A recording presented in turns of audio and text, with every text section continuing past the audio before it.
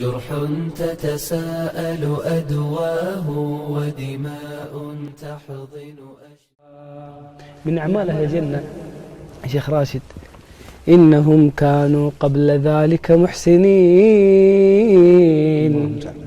اللهم اجعلنا منهم.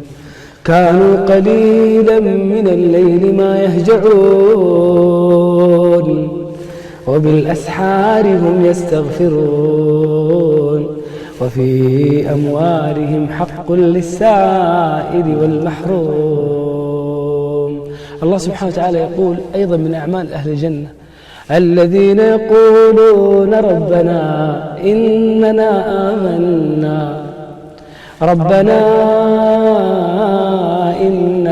آمنا فاغفر لنا ذنوبنا وقنا عذاب النار.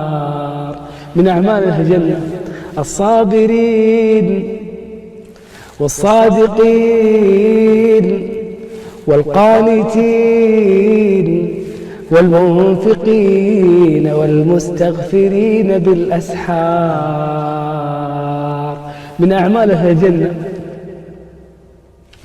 الجنة وسارعوا إلى مغفرة من ربكم وجنة عرضها السماوات والأرض أعدت للمتقين. من هم؟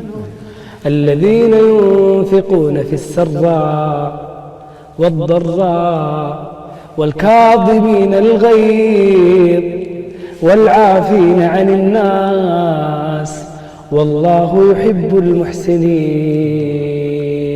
ومن أعمالهم: والذين إذا فعلوا فاحشة. أهل الجنة يفعلون فاحشة، المتقين يفعلون فاحشة.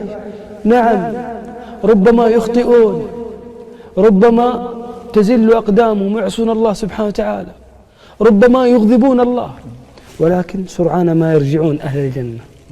من أعمال أهل الجنة أنهم سرعان ما يتوبون، سرعان ما يستغفرون الله. والذين إذا فعلوا فاحشة أو ظلموا أنفسهم ذكروا الله فاستغفروا لذنوبهم ومن يغفر الذنوب إلا الله. نعيدها: ومن يغفر الذنوب إلا الله. نعيدها: ومن يغفر الذنوب إلا الله ولم يصروا على ما فعلوا وهم يعلمون. جرح تتساءل أدواه